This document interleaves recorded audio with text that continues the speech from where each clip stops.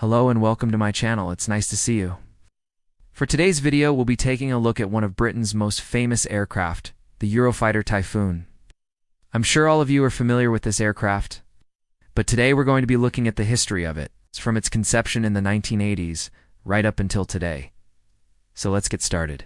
Before we really get into the video, I'd like to give a huge thanks to a friend for providing some of the images used in this video. He runs a page which is well worth checking out. So in the early 1980s, British and German governments were looking at their options for a new fighter aircraft. And they wanted something that was very capable, but also very cost-effective. Now at the time, there was no way that either of these countries could afford to purchase aircraft outright from another nation. So they decided to work together on a new design that would eventually become the Eurofighter Typhoon. Now when the project began, the British were looking to replace the aging Phantom fleet, whereas the Germans were looking to replace the aging Buccaneer and the F-104 Starfighter. They began by issuing a request for proposal to various aircraft manufacturers, and from this they received three designs. You had the MBB Mikos, the Panavia Tornado, and the British Aerospace Sea Harrier. Now this last one didn't really come from an aircraft manufacturer. This came from the British Royal Navy. In the end, the BAE Sea Harrier lost out to the other two options. And this was primarily because of the British government's insistence on an air-to-war refueling probe being fitted to the aircraft. This was so that the Harrier could extend its range to protect the new Nimrod Mr. II maritime reconnaissance aircraft. This was very popular with the Royal Navy, who felt that this somewhat compromised the aircraft's design. And this was the only thing that was added to the requirements list that was really necessary. Now the Tornado had already proven itself as a multirole platform. But the Bayhawk was selected instead because it offered better performance at a lower price. After a few delays and budget overruns, the first prototype took flight on March 20th, 1986, and the following year, both the UK and Germany placed orders for the new aircraft. However, these orders were somewhat limited. The British government ordered just 37 of the new aircraft, which was enough to equip just one squadron. And the Germans ordered 250 aircraft, which would equip 8 squadrons. These aircraft were designated the EF-2000, the 2000 coming from the year that the first prototypes flew, 1986. After the first two nations signed on to the program, it opened up to other European nations. And eventually 7 nations joined the project, being Belgium, Denmark, Italy, the Netherlands, Norway, Spain, and the United Kingdom. This really helped to reduce the cost of the overall program. But it also made the decision-making process much more difficult, especially when it came to choosing a name for the aircraft. Now, this is something that has been somewhat lost on people over the years. A lot of people refer to the aircraft as the Eurofighter Typhoon, but officially, the correct designation is the Eurofighter. Typhoon was just one of the proposed names that were put forward, the others being Falcon, Gnat, and the somewhat uninspiring EFA 2000. In the end, Typhoon won out, and the aircraft became known as such. Development continued throughout the late 1980s and into the 1990s, and in April of 1994, the first pre-production aircraft were delivered to the German Air Force. As the 1990s wore on, the capabilities of the Eurofighter increased. It even ended up being used as a testbed for new technologies, such as the ASTV AETP and the River Dragon. Both of these systems were experimental, and neither of them went on to see any further development. By the end of the 1990s, it was becoming clear that the Eurofighter was far more capable than the aircraft that it was replacing.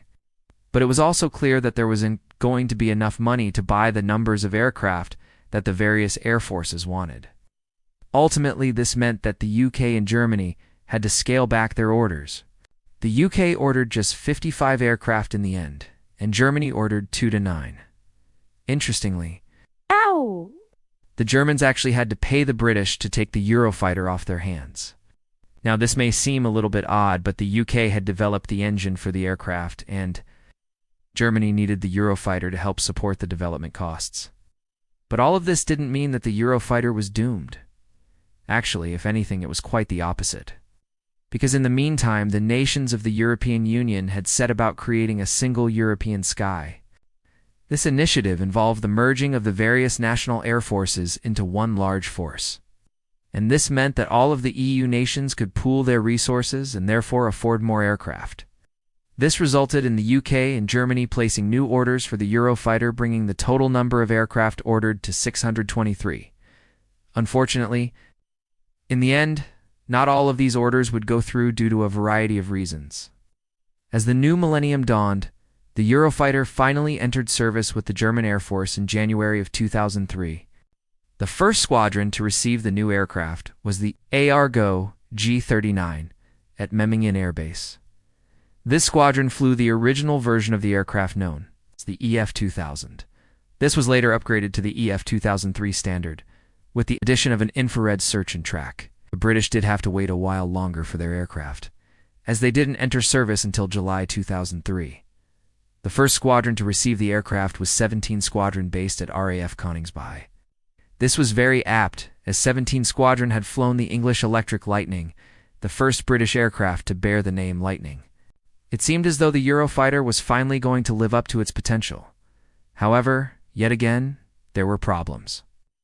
As the first decade of the 21st century wore on, it became clear that the aircraft just was unreliable enough to meet the demands of modern air forces.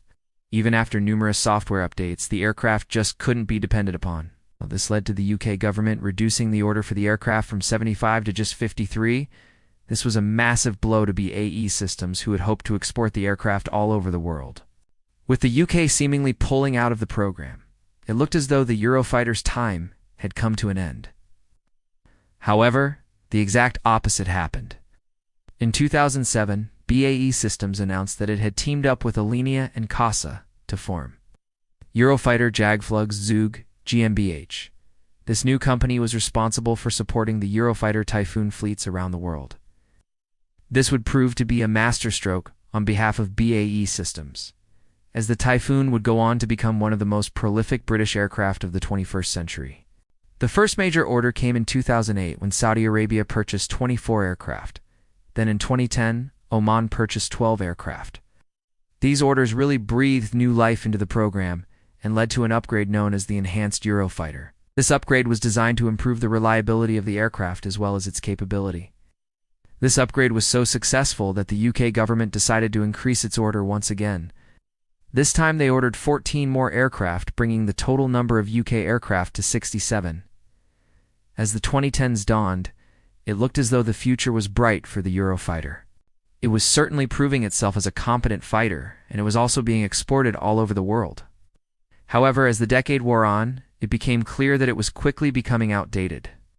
At the start of the decade, it was outclassed by the American F-35 and the Russian Su-57.